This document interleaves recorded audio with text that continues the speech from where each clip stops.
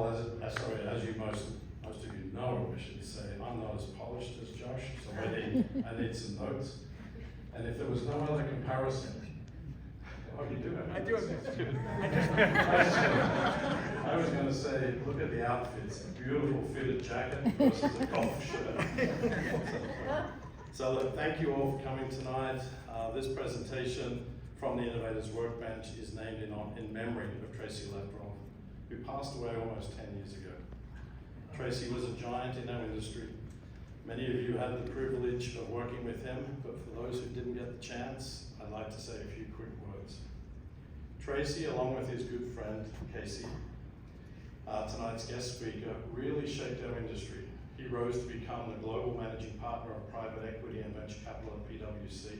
But more importantly, he was known for his remarkably insightful business advice and counsel. And I did say business, not accounting. He was so much more. He counseled many folks who were and went on to become leaders in our industry. He was the quintessential connector of people, both at the professional and personal level. I think I said this last year, but I was lucky enough to have the opportunity to spend time with Tracy and with Casey in my first CEO role, meeting often at his table at Ilfanayo in Palo Alto. I don't know, some of you will all remember, I walked in and there was Casey's and Tracy's, and it was pretty awkward when you forgot who you were meeting with. Tracy was gracious, generous with his time, and thoughtful in his advice. For someone who had achieved so much in his career, he remained remarkably grounded. He genuinely cared. In recognition of his impact and in his memory, we, along with the Leptroff Advisory Committee, host an annual internship program where college students from around the country spend a summer living the medtech startup experience. In addition, as Josh just said, we have the privilege of co-hosting tonight's event, along with Josh and his team, the folks at Wilson and medtech strategist. So welcome to tonight's show, and let me hand it over back to Josh. I was going to say David, my notes were wrong.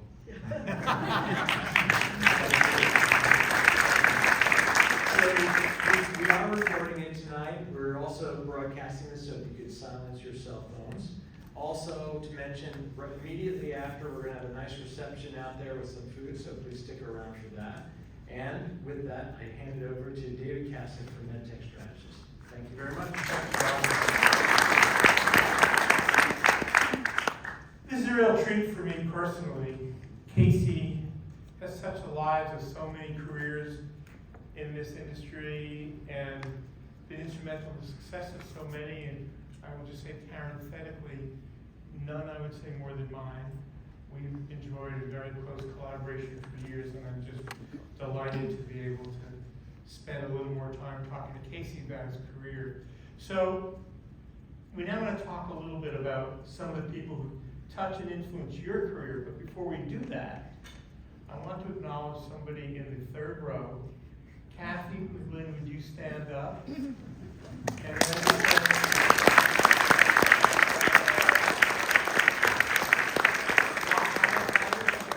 Katie and Patrick are here as well.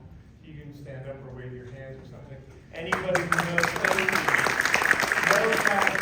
family is to him. You really want to understand who Casey McGlynn is and why he brings such dedication and commitment and passion to what he has done for all these years. You have to know his family as well. So let's get to some of the people who were instrumental in your career aside from that. The first up has to be Ray Williams. So for those who didn't know Ray Williams or remember who he was, talk about that early origin story. You were a young attorney up from Santa Clara, starting at Wilson Sonsini, and was it Larry Sonsini who introduced you to Ray Williams? And who was Ray at the time, and what were you doing with him? Sure. So let's see. So I met Ray. Basically, I was sitting in my office. It was about a little bit wider than this chair, with a little table in front of it. I was a first-year associate at a very small law firm, but very connected law firm in Silicon Valley. Silicon Valley wasn't even that common a saying at that point in time. Anyway, so Larry walked down the hall. He said, "Casey, I'd like to introduce you to Ray Williams." and he's got a new company he's starting. And, you know, so he left it with me to help him with the organization of the company. And so that was my first meeting with Ray, and he brought in, as he always did, if you knew Ray well, he was always carrying a pile of stuff. He always had a lot of papers with him, or things. So he walked in and he brought the materials that I was gonna need to kind of figure out where that company was. It hadn't been incorporated, and just kind of what, if anything, still needed to be done, because he wanted to go raise some money for a company that he was working on. At that point in time, I really didn't know what the company was going to do, but I met this man. He was, I would say, such a humble person. It was just really surprising to me. And Ray's background was he had come from IBM with a person by the name of gosh, I'm sorry. Yeah. First computer, yeah, that's right, with Amdahl, and he was the CFO at Amdahl. So, and he had gotten a bad back. It really hurt him, and so he either had to have an operation, or the doctors told him that he was going to have to, you know, basically stay very calm and, lay down for about 4 or 5 months while his back healed. And rather than go and take a chance that something would go wrong with the operation, he decided to take a leave of absence from Amdahl, a leave of absence they would never go back to, and basically rest and let his back heal. And of course, after a month or so, he had friends in the valley, and he began to talk with them and began doing projects. And he was always a guy that was very animated with regard to doing research on something and following up on it, etc. So he began following up on various projects that he was going to fund. So that's Ray Williams I was meeting, and he was about to start a company. It was in the process of starting a company called Advanced Cardiovascular Systems. And he came in and he told me it was in the cardiovascular area. I didn't really, as he left, really have much of an idea what the company did or who the other people involved with it were, but he wanted to get the documentation ready to kind of raise some money. So that was my process and first meeting with Ray. And over the next 4 months or so, as we got the documents together, and he went out and met various individuals in the Bay Area to finance the company, many of whom he knew, and some that he didn't. I worked pretty closely with him. And we became really fast friends. He only lived a few blocks from my house. And so if I had a document that he was interested in, I'd drop it off at his house on my way home. And if there was something he wanted to get from me, he'd call me up and walk over to my house. So we became very fast friends. And that's basically how I started with this company, Advanced Cardiovascular Systems. Now for me, when I look back on that company, Advanced Cardiovascular Systems, you have to ask yourself, what kind of company was it, and what was it, and what did it do for me? This company was the most amazing company. They were in an area, and I didn't meet, to be honest with you, John Simpson, who was the inventor, along with one other doctor. I didn't meet John until after the financing had actually been closed, and they had a board meeting, and John came to it. But anyway, it was a wonderful time, and the company was a very exciting company. Like I said, John was very inactive in that company because he was building his practice at that time, and he was working on cases, and he was working, with, trying to get the product just right. And but we did manage to get the financing closed, and we, worked on. And I was involved actively, but we hired a regulatory consultant to help us work with the PMA submission. And Ray told me that it might take 3 or 4 years to get that approval. He was, quite worried about how he was going to fund the company for that entire time. And the company had a few other individuals that were there. Bill Starling was there. Maybe many of you know him, Bill, but this was the beginning of Will his Sampson, career. Carl Will Sampson, Carl Simpson, all of them would become well-known names in the Bay Area, but they were very young guys at that point in time. And so we moved along with the development of that company. And when we finally filed for the PMA, Ray told me that it could take over a year for us to get an answer, or even 2 years. So I thought, boy, this is a very inefficient business we've got here. You know, the federal government sure doesn't help you get these companies started. But to be honest, the PMA actually came very rapidly. Within about 6 months, the FDA actually approved this product, and we were ready to go. Now, the second person that made up that company was a guy by the name of Robert Reese. And Bob Reese was an engineer, but he became the president of the company shortly after the company was funded, and with venture capital. And he was another major mentor for me. He lived in San Diego. He flew a plane, and he would fly up from San Diego every Sunday night. And he'd get there early. He'd get there, and he'd start work at ACS on Monday morning, first thing, early. Expected everybody in there. He's a very, very kind of orderly guy, and he would work through Friday and leave like Saturday morning and fly home for the weekend. And that was his activities. And he was just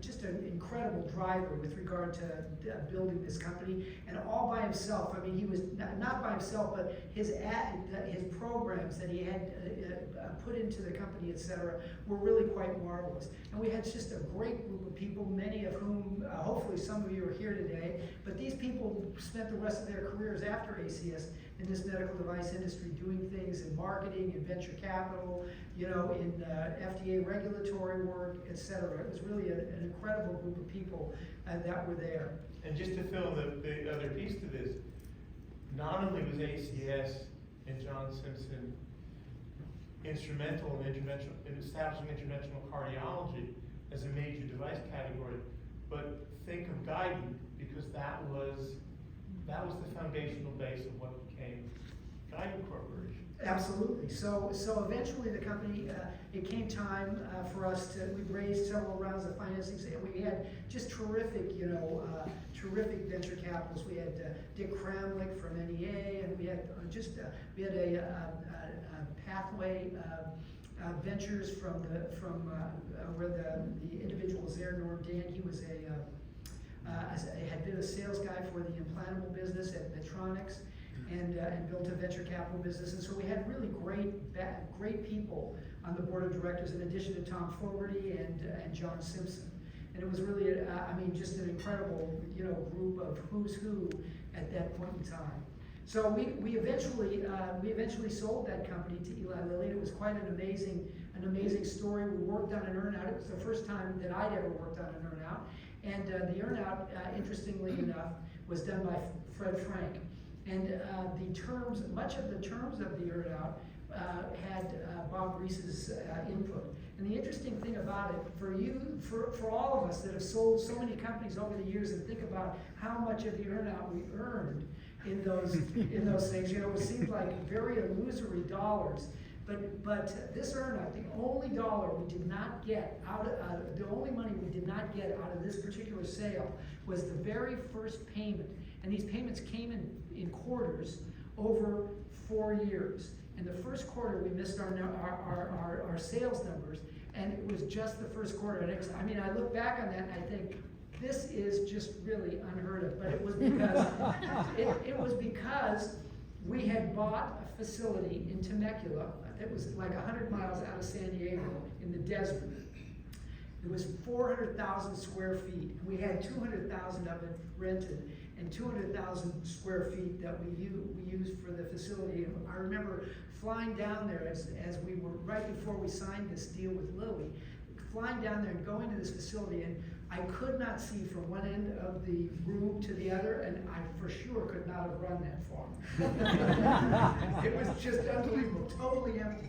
And at the end of the earn-out, it was totally filled with several hundred people working day and night at multiple shifts in order to provide products. So it was such a great launching for me in the medical device industry, because all of the people that were there ended up becoming clients of mine and the firm over the next 5 or 6 years. And it was just such an amazing experience to see them come back and be willing to work with me again, and also to have these incredible ideas that they had come up with. So it was such a great beginning for me, and I have to say, everybody that I worked with there was just really the finest you can imagine. Yeah, it's hard to overstate how important ACS has been to this industry and particularly this community here. You mentioned Fred Frank, and I'm not certain whether his name resonates. I think Fred actually passed away a couple of years ago, but he was a legendary banker at Lehman Brothers, and was an absolutely critical figure in the launch of the biotech industry out here. The biotech industry, I know during this time, although he became best known, I think, in the medtech space, obviously, which is why we're all here. But I know you were also at this time building up a practice in biotechnology as well, and that's actually where Tracy Leftroff comes into the picture. Talk about those early days with Tracy and some of the stuff that you were doing in biotech while you were also building this medtech practice. Well, you know, because in those days, everybody thought biotech would swamp medtech in terms of value creation. Yeah. Well, the biotech industry was quite illusory when I began my career. There were no approved products at all. There was a great fascination with the science, and there was a significant group of people in Palo Alto and at Stanford University that were working diligently in this area. But like I said, there were no approved drugs. It was still a very tomorrow idea. But nonetheless, there was great interest and promise in this area. And I honestly don't remember even how it was that I got appointed to the board of directors of Bio as a very young, still an associate at the firm, lawyer. I guess in my first year, I had incorporated 2 companies. One was a company called Monoclonal Antibodies. And this was a company that was a spin out of Stanford University. And I remember him, Tom Blaze, the CEO, coming to meet me and telling me that he was starting this company. He just graduated from the business school. He didn't have any background in the sciences, but he had met at Stanford during the summer this famous geneticist or scientist from Norway. And that this guy had agreed to come over and help him start this business. And then he told me that the funny part about it was that this guy wouldn't fly, so he would take, from Norway, he would take a boat. This is like, you know, he's out for the summer, and he'd have to go through the Panama Canal and up to California, up to San Francisco before he got here. So I figured, you know, like, he must be here a week or 2 a year at least. It was just the craziest thing. But this company, again, went public within maybe 3 or 4 years. It did not have a product. It was the typical kind of story with regard to a biotech company. And then, just to say how lucky can you be, it was as a public company, it was acquired by Hybridtech, and then acquired by Eli Lilly. Eli Lilly bought Hybridtech. So it was again, this was a major deal. This Hybridtech deal. It was a company located in San Diego. It was one of the first premier biotech companies around. So it was just a really great story of a company that could start basically with just a simple idea, and one scientist 4,000, 6,000 miles away from you, it still turned out to be something successful. It was a really incredible time. So you and Tracy were, I wouldn't say exact contemporaries, but you were both beginning to build practices out here. And I know that you collaborated a lot around both medtech and biotech. And am I right in remembering that Grant Heydrich from Mayfair was another company, and you always make that mistake, was another person who played a critical role. How did your and Tracy's relationship come about, and what reflections or comments you have on the role Tracy played? Because Tracy, and you would collaborate in a bunch of stuff. Well, Tracy is one of my heroes in life, honestly. He is one of the finest He was. human beings I ever met. And he was a big guy, so you never got in an argument with him because you were gonna. But I really did love him. And he was in Seattle, and he was as a young accountant, and they saw, I guess, some marketing talent or whatever it was, but they moved him down to Palo Alto, and he was given the assignment to be head of the life sciences practice there. And I hadn't met him yet, but I got a call from him, and he said hi. It wasn't Cooper's then, I think it was just Cooper's Library. And Cooper's was the firm that used to have an office in our building. So we were very close as a firm to Cooper's. And so I suspect that's the reason that Tracy found me. But nonetheless, he had a real interest in the life sciences area. We got together and began to think about what could we do that would be fun collaborative activities. And he wanted to do a conference he didn't really care in the medtech area or in the life sciences area, and he wanted to get, he was thinking first about getting Kleiner Perkins, but of course they already had a biotech conference, and I said, let's see if we can find somebody else, and so we found Sam Colella, who was, he was not at his final fund, but he was at IVP, I believe, at that time. And later versus. yeah, so he wanted to do one because he was very competitive with Kleiner Perkins. He wanted to do one in the biotech area. But of course, my practice was mainly in the medtech area, and I felt doing another one, to be an also ran in an area, just seemed like a crazy thing. So eventually we talked Sam into doing a medical device conference, which was what Tracy and I wanted. And we started the Phoenix conference and really got a lot out of that, but also began to build a very close relationship. So we would end up, most of my clients and most of his clients would either be using me or I'd be using him, and we would, be helping each other, with interesting projects that we would see. And of course, he was such a great guy and such a good leader and had such a solid mind and good heart. I would say, is a guy I really admire and miss terribly. So, in addition to Tracy in working in the biotech industry, you're also with Grant in this time, and that led to a lot of time for you in Seattle. What role did raising capital play in what you were doing with biotech and medtech companies? And was there a point at which it became obvious, or was it a conscious decision to focus your efforts in the medical device industry? I mean, you became such a dominant figure in the medical device industry, particularly in this community. But clearly, if you go back 20 years, biotech industry was much hotter. I mean, medical devices wasn't showing up on the cover of Forbes and Fortune. But it's really the medical device industry in which you established your career. Was that a conscious choice? And how are you building out your Wilson Sonsini team to capitalize on the medical device industry? Well, I have to be honest, I wanted it to be both biotechnology and medical devices, but I don't think it was possible. It's just, they're very different businesses. They're capitalized in a different way. They use different venture capitalists. And honestly, I didn't have a science background, but I was on the board of directors of Bio for probably a decade or maybe even longer. And I traveled to those meetings and went to their annual meetings and put on panels with investment bankers and CEOs for about 10 years. And I enjoyed it. It's not that I didn't think it had the potential to change the whole world. But the biggest event that happened while I was on the board of directors was, the approval of the first genetic tomato. So I can't say that I was there during the, during the great years of biotechnology. And when you see what biotechnology is doing today, I'm so glad that the firm had a second chance at getting into the biotechnology industry. And I just want to say that one thing we had a terrible time doing as we built the life sciences practice was building a patent practice in our firm.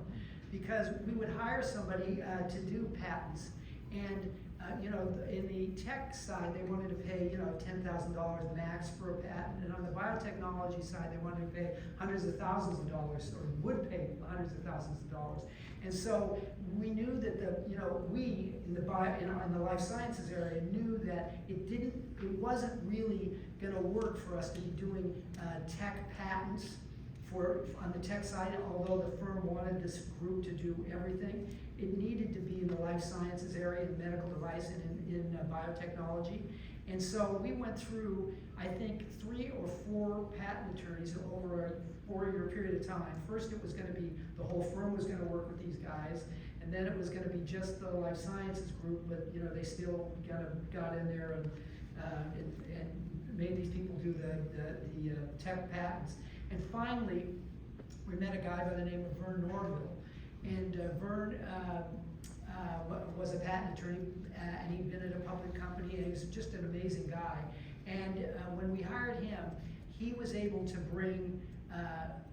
to begin to build a really incredible patent practice for us, focused on the biotechnology industry. And today, I think we have a couple hundred patent attorneys in the firm doing nothing but life science work. And eventually, we got Jim Heslin to join me. And Jim Heslin had been my counterpart at another law firm in the patent area that represented almost every one of my medical device companies. So it was, I think, a great success for us, although it took us a long time to end up with just the right people in our patent practice. Yeah, well, and also critical at this time was the hire Dave Hoffmeister to create an FDA practice. Yeah, so this is a great story too. So important to the medical device. Yeah, so David was at the company that developed the birth control pill. He was a young FDA attorney there, working on all of the regulatory matters. And when that company was sold, they decided to move basically the whole business out of the Bay Area, and so they fired all their lawyers. They had about 50 lawyers doing patent work, trademark work. They had 8 or 10 patent lawyers, 8 or 10 trademark lawyers, and then they had a large regulatory practice that David worked in, but we had a more senior person there, and so. I wanted the whole group, but the firm said, Casey, this is too much for us to bite off on, and we're not really sure this is something we want to do, but why don't we hire these 2 guys on the regulatory side? I thought, oh great, this is another leg of the stool, this will be great. So I called 50 people to make sure that these guys were good guys, and every call I made for David Hoffmeister, the people honestly wouldn't let me off the phone. They just had so many great things to say about the guy. And then this older guy, whose name will go unmentioned, I would call them, and everybody I called would either not return my call, or if they did, had nothing nice to say. Well, nonetheless, the firm didn't hear me through, so they hired both these guys, and we hired them. The story gets even worse because. I am on the hiring committee that year for Chance when this individual is up for partner. And what I know that nobody else knows is I really want this other guy to be made a partner to grow this practice. And the problem is that if we're a small firm still, it's just never going to happen. We're never going to get 2 partners in that practice. So I had to go through the agonizing process of educating that group to realize what really needed to happen. And of course, when it did happen, the whole roof blew off off the building, and it was quite a bad scene. Anyway, I did get my way, and David Hoffmeister did become a partner eventually. So during this time, raising capital remained an important, critical issue. And I wonder, we talked about some of the executives you work with, but I wonder how your relationship with the venture capital community out here evolved, and whether the focus on medical devices was a factor in the kinds of relationships that you built. I mean, maybe difficult to remember, but there's a time in the mid-90s when, in fact, maybe even earlier, but in fact, biotech was largely considered to be overly hyped. And that was why Lilly bought ACS, was because no one wanted to was that they were leery of making investments. Big Pharma was leery of making investments in biotech, because frankly, biotech hadn't delivered on its promise yet of turning out major therapeutics. So there's a whole interesting tension between biotech and medtech during this time. And I'm wondering how your relationship with the investor community out here played, because there seemed to me, just as an observer, a kind of dynamic between medtech investors and biotech investors. A lot of investors turn to medtech as a kind of alternative to biotech that wasn't really delivering on the promises that they had seen in it. Well, I would just say the investors that invest in biotech and the investors that invest in medtech, although the funds were often similar, the talents they needed were radically different. So if you're going to be a biotech investor in early stage biotech, you really have to understand the science. You really have to have a deep learning and understanding in that area. And so if you're a large, super large firm, you could have the talent you needed to do biotech investing and medtech investing and tech investing. But honestly, at that time, the firms were quite small. They grew. I mean, even NEA was a small firm at that point in time. Yeah. And so it was very difficult to be able to do. That's not to say that some of them didn't. For instance, one of the early investors in ACS was a biotech investor. And but everybody, as things matured, honestly, the camps, there was a party of the Red Sea there. And if you were investing in medtech, you probably weren't investing in biotech. It's just the way it worked, and of course it became harder. The deals in biotech were bigger, and the returns were bigger if they were successful, but there was lots of risk. And medtech, some of these deals could be gigantic, but not all of them. And so it was just there was a party of the way that was naturally occurring. Although we still at our firm we wanted to do both of those, and as the firm grew, we were able to get expertise in all of those areas. So the hiring of people like David Hoffmeister, and others, Jim came a little bit later, Jim Heston came a little later, was instrumental to building out your practice. You mentioned... He could, by the way, do both because, they had the first birth control pill, that was their product. But they also had a number of devices, and he worked on both sides of that marketplace. So he was a very knowledgeable, super knowledgeable guy.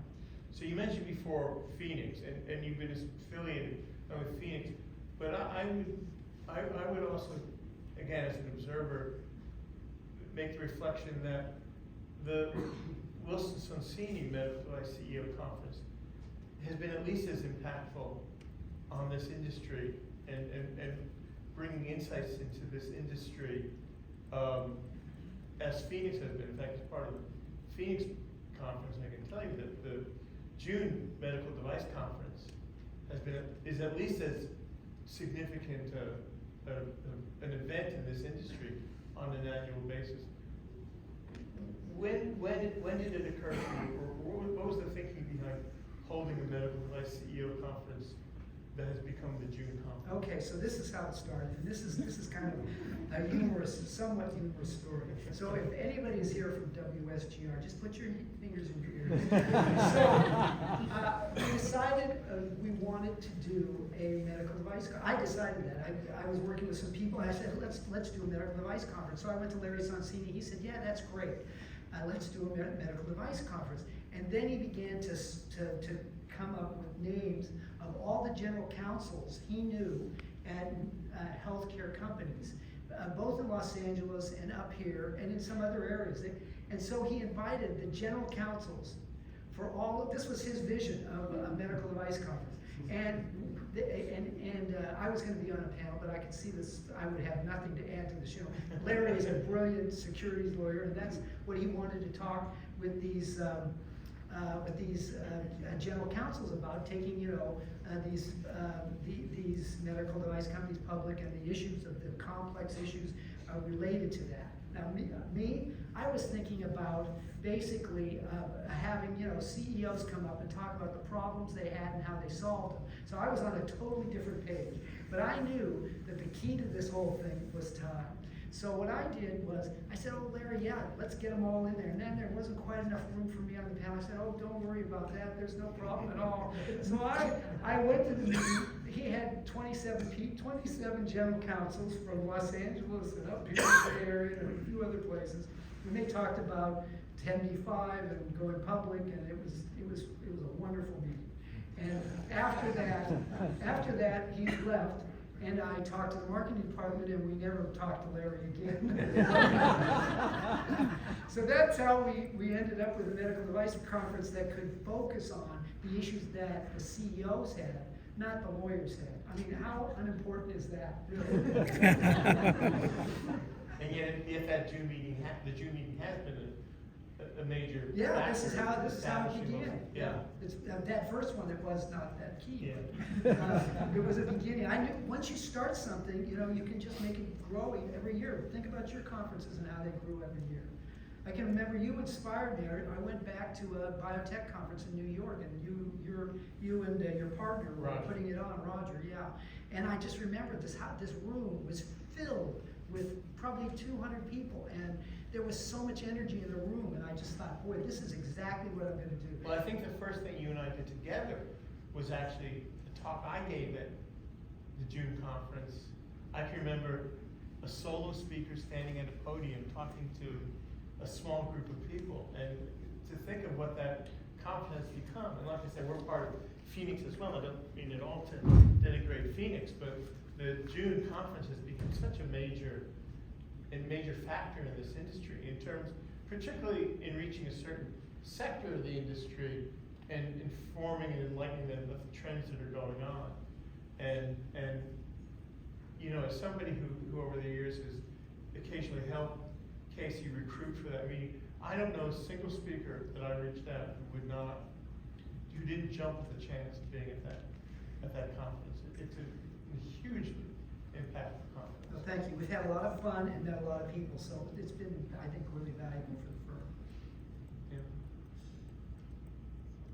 Great.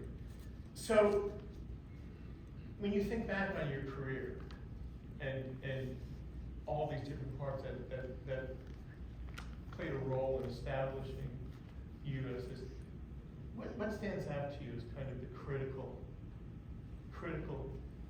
issue that helped you in the formation of your career? Honestly, it was people. I have to say, it's meeting and working with people and doing a good job for them, being there, doing the right thing for them, and that was my motto. I mean, I had, you know, there was so much going on in the valley, but there were lots of people that could have done this work instead of me. But can I add a spin to that? So, I think people don't really realize the kind of things when Casey talks about that and the way it plays out. And and you've always done it with such a dedication to the industry and an almost selfless way of thinking about it. A couple months ago, I got a call from a guy who said, Casey McGlynn told me to talk to you. And he was calling basically, he was trying to raise capital, and he was calling to find out about the Dublin conference that we hold at the end of April. And I'm talking to this guy about raising capital and steps that he could take. And I said to him, can I just ask you a question? I said, if Casey McGlynn is your attorney, why are you talking to me? You could be in no better hands in terms of raising capital. And he said to me, oh, Casey's not my attorney. And he rattled off some other name. And that was so typical. I can't tell you the number of times I'd have a conversation with Casey where I'd say, why are you helping that guy out? He's hired another law firm. He's not, in Casey would always say, no, you can't take that attitude. You know, you have to help whomever comes in. And I think that kind of selfless dedication to, not into the industry, but the people who populated it, has always been the thing that has stood out to me about the kinds of things that have come back in the various things that we've collaborated on. I mean, Well, I would just say, what you do and how you treat people, it all comes back. So, you know, if they're committed to, or they already have a law firm, you can't expect them to just move because they have a telephone call with you. It's ridiculous. So, you know, but the thing is, these guys and women might have 2 or 3 or 4 companies over their lifetime. If you could help them now, maybe they'll never hire me, maybe they will the next time they start a company, or maybe they'll run into somebody else that's looking to start a company. And I feel like all you can do is, you just, what goes around comes around. And so I just feel like people get to pick whatever law firm they want to work with, but I think building relationships with all of them and watching them create products that are going to change the world and save lives, that's all you got to get out of it.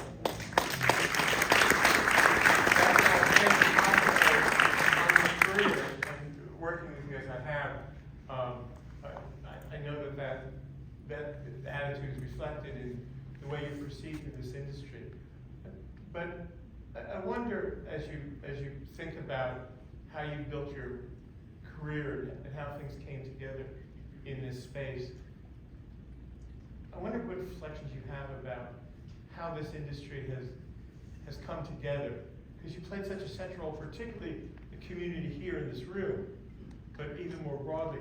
I can't think of another attorney in this space that has had as great an impact on the creation, not only of individual companies, and I think the large number of people who are attending this either in person or virtually is a testament to the impact that you've had in this industry. It's hard for me to think of another attorney in this space who's played anything like the kind of role that you played in this industry. And it's really a credit to the career that you built and the companies that you've held, that you established the kind of relationship and reputation in this industry that you have. Well, I will just tell you, I'm the luckiest guy in the world in terms of having a practice and watching it grow and watching all these people change people's lives, save their lives or make them healthy when they were, very unhealthy. So it's been a fun and rewarding practice for me, for sure. And I know so many of you are in this industry also for that very same reason. It isn't about the money, it's about changing the world, about saving lives, about making this a better place, helping people who are suffering not suffer so much. Come on, sure, we got to take home some money tomorrow, and we got to make sure we can pay our bills, and hopefully we'll do real well. But nonetheless, I feel like all of you that are in this industry, or 99% of you, there's probably one bad apple, are in there. All of you can think back and say, God, that was a lousy raise. Do you know what I mean? But I'm not going to give this industry up. Whatever. So I say to you, thank you for all the things you guys are doing, because someday I'm going to need you. Well, it's been an outstanding career, and like I say, you've touched so many companies and helped so many people and the point of my anecdote was with the selflessness of it, that this guy would call you and pick your brain and not turn to his own attorney, I think is so telling about the role and reputation honestly, in this industry. Don't make a person like that feel bad about calling, because all he has to do is say, hey, you're in Palo Alto, aren't you? There's a nice lawyer there. I don't need to get his business. I just need him to be my teammate. You know what I mean? So I feel like there's lots of ways for people to give back. It doesn't always happen in a direct way. Well, you've been great in the way you've given to this industry, not simply in the building out of a major practice in this industry, but in the myriad ways that you've helped and reached out to people and given them assistance. I think it's, again, as somebody who's observed from the sidelines, the impact you've had and the interactions that I've had with people whom you've helped, I know it's been extremely meaningful. So we're right up against time now. So what I would say is let's thank Casey for his career. All the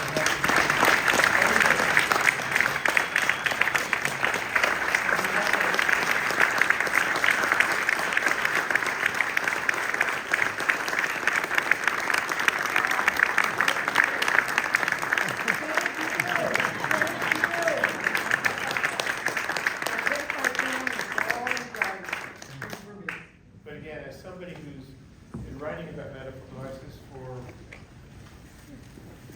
dare I say 40 years, I don't know of anybody in this industry who's had as great an impact and as helpful an impact on this industry as Casey. And it's been really the milestone of my career to call Casey a friend. Do I have a good buddy here? Thank you so much. So thank you so much. And we have a reception outside, and we invite you to the reception and join us in celebrating Casey's career. Do we want to take questions? Is that what we're getting? Actually, I was just going to make final comments and then let everyone enjoy the reception. First of all, great job, David. Thank you. Thank you. I know you can all tell amazing stories. For me, I just remember I was introduced to you by Bob Anderson. Right. He didn't know me. I was nobody knew. This is the very beginning of my career. And as soon as I decided to be an entrepreneur, Bob Anderson said, you have to, get Casey as your attorney. And I went in there and he spent so much time with me. Who is this kid? Why would he spend so much time with me? But the thing that always made me, Casey, is that you always just gave of yourself and helped people, and you helped me. I remember all the many times, very early in my career, how your advice was so critical. And I know we can all tell that story. So many of us can. And I know there's many people on Zoom and online tonight that you help our careers. You enabled us to do what we do best. But we needed that advice. We needed that guidance, and you gave it. And so thank you so much for that. Thank you. And thank you for being a friend. You're just a wonderful human being. And I'm so pleased that we get to honor you tonight. It's an honor for us to do that. Wonderful human being. I want to just mention a few other events that are coming up. April 10th, we have two of the former patent commissioners coming for a very important event about the threat to the U.S. patent system.